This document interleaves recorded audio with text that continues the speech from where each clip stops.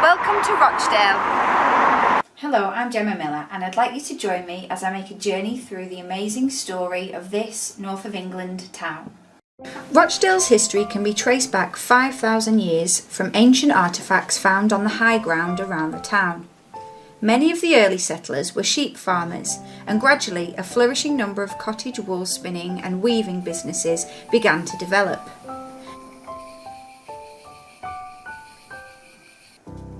But as demand continued to increase, cottage weaving quickly began to decline. While other Lancashire towns were producing cotton garments, Rochdale continued to produce woolen goods. Cotton manufacture did not reach Rochdale until the end of the 18th century.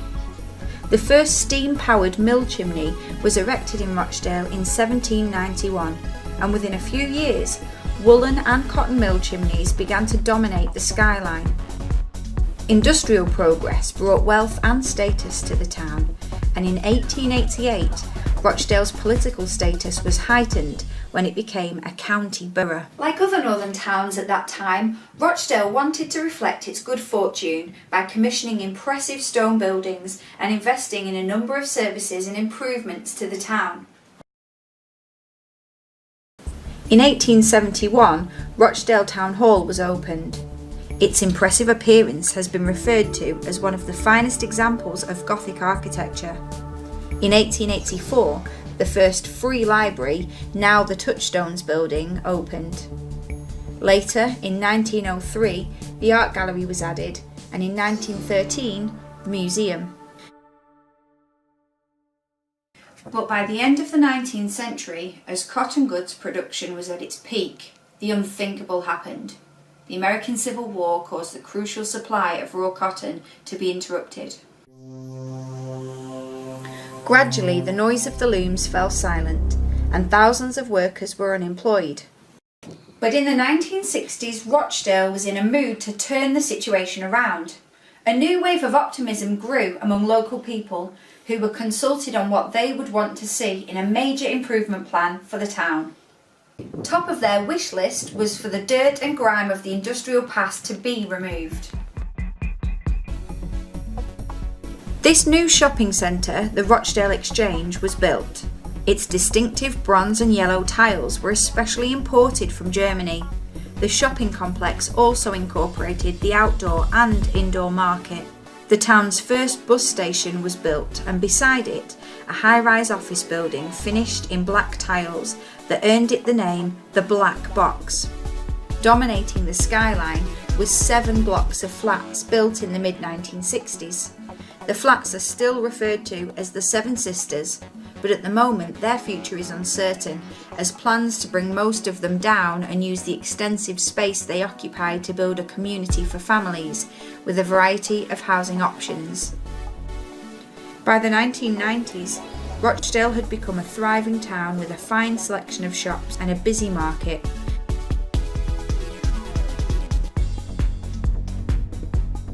It had a cinema in part of the Wetherspoons building and was served by other family restaurants in the shopping area. But as the new millennium approached, a downturn in the mood of the town that was also affecting other towns in the UK was taking the life out of what had been a busy town centre. A number of well-known high street shops were closing, and the market began to lose several of its long-standing traders.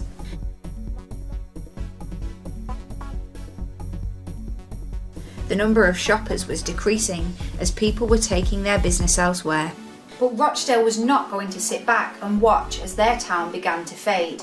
Once more, the phoenix rose from the ashes with renewed vigour, determined to make Rochdale a desirable place in which to live and work.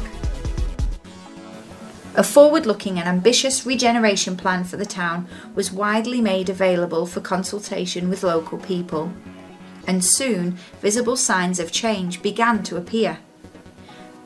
The fire station was moved to this modern, fit-for-purpose building. A new leisure centre and swimming pool opened. Gradually, new retail businesses were opening in the shopping centres.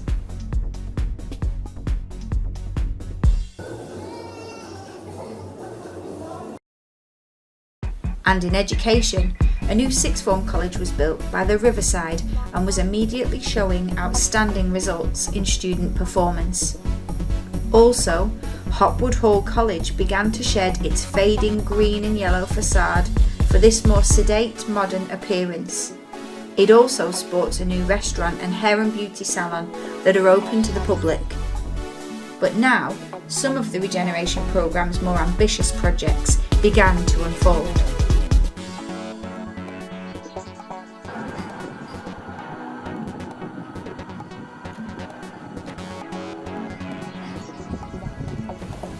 The trams join with bus and rail services to form an important transport hub or interchange for the town.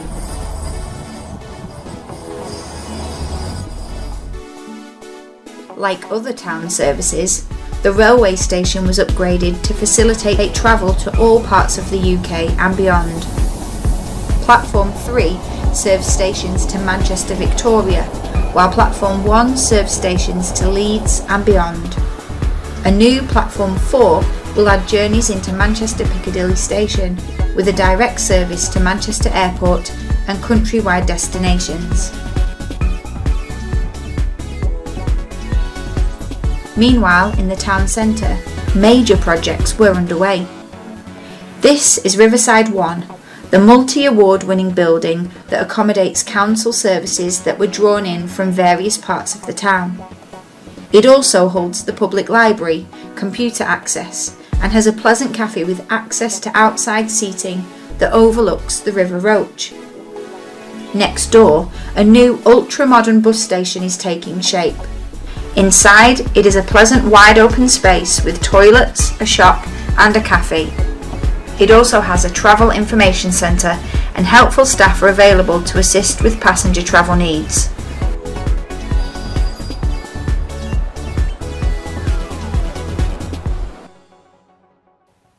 It was now time for the demolition of both the old bus station and the black box to make way for the new leisure and shopping complex that will bring back a cinema and a number of well-known shops and restaurants to the town centre.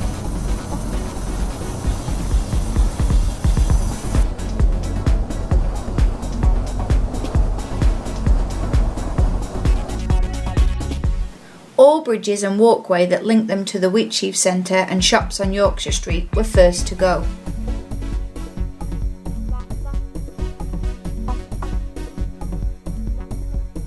Then, these powerful jaws gradually bit their way through cables, metal and concrete to make short work of the bus station.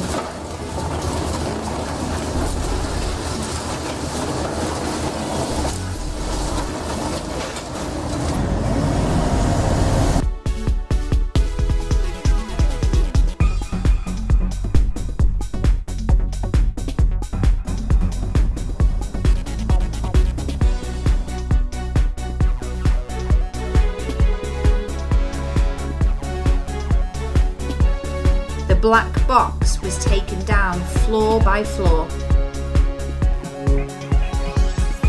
until, at ground level, Jaws was again called in to demolish all that remained.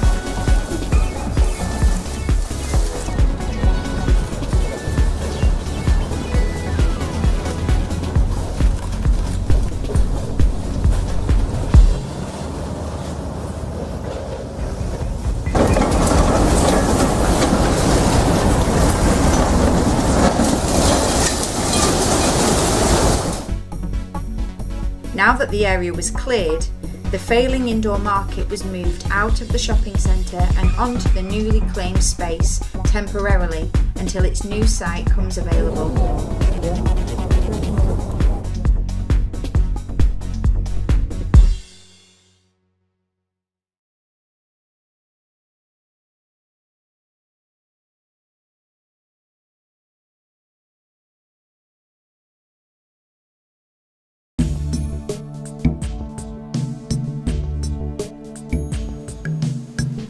The first drillings began the excavation, and soon we were getting our first sight of the river.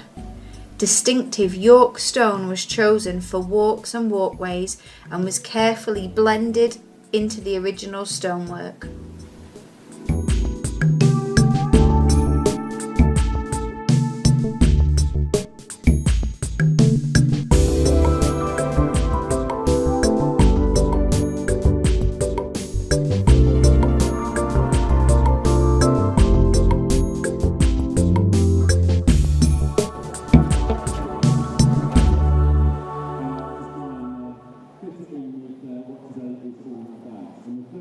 project was officially opened by the Mayor of Rochdale on February the 22nd of 2017. So good afternoon everyone and a warm welcome to Rochdale.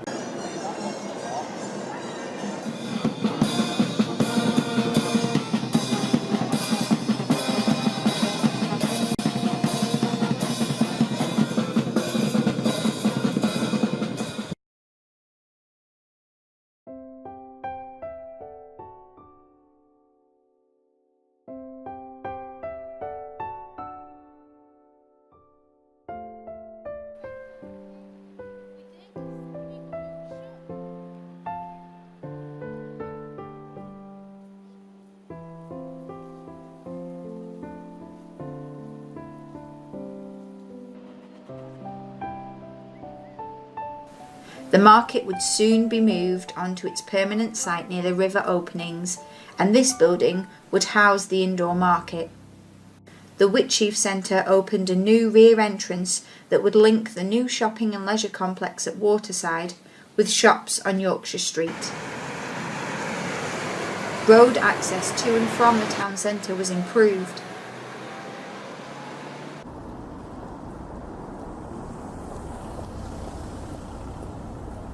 And streets in the shopping area became pavement free.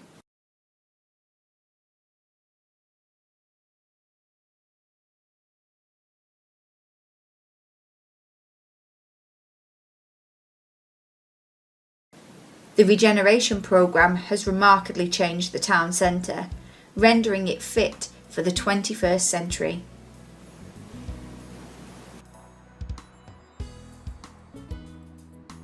It's a town of intrinsic beauty with an interesting history.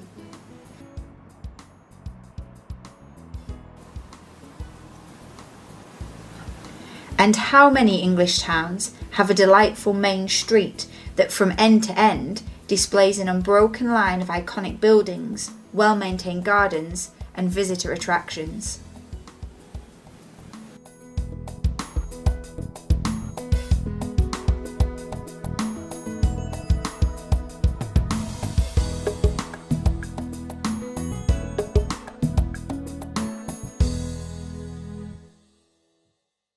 In this section, we'll be including several items of interest from other towns that make up the borough of Rochdale. We can't show all of the interesting places to visit as there are so many, but visitors can pick up leaflets and other information from the Visitors Information Service in the Touchstones building. But what facilities are on offer for visitors who choose to spend a short or long break in the borough? It's time for a quick tour, beginning in the town centre.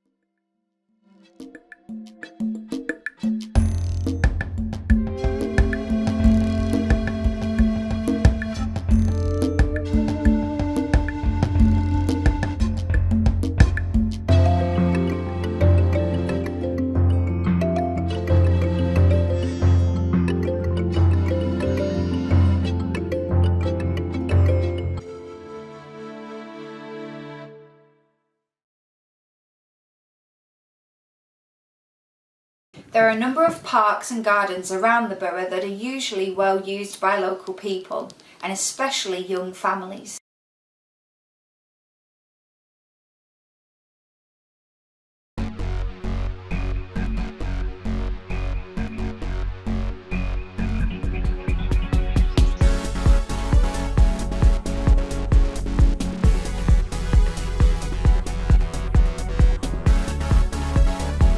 Blues Brothers style.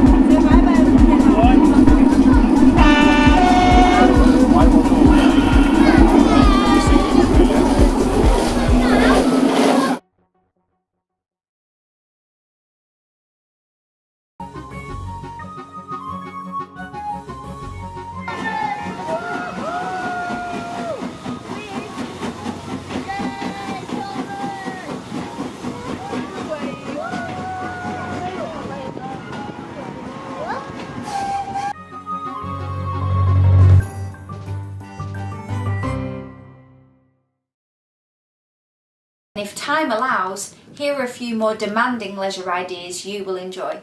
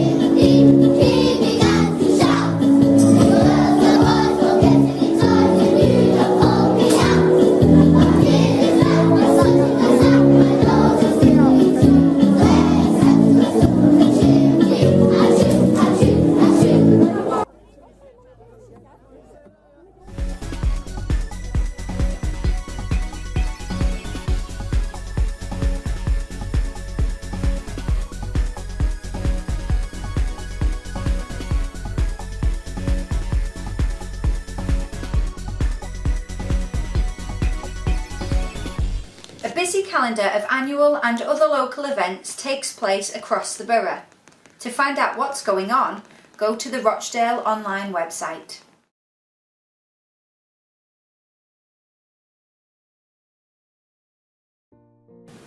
Work on the new shopping and leisure centre are just beginning, and the entire site is once more surrounded by this high and sturdy wall. The work is expected to take 2 to 3 years, and so we bring this part of our story to a close.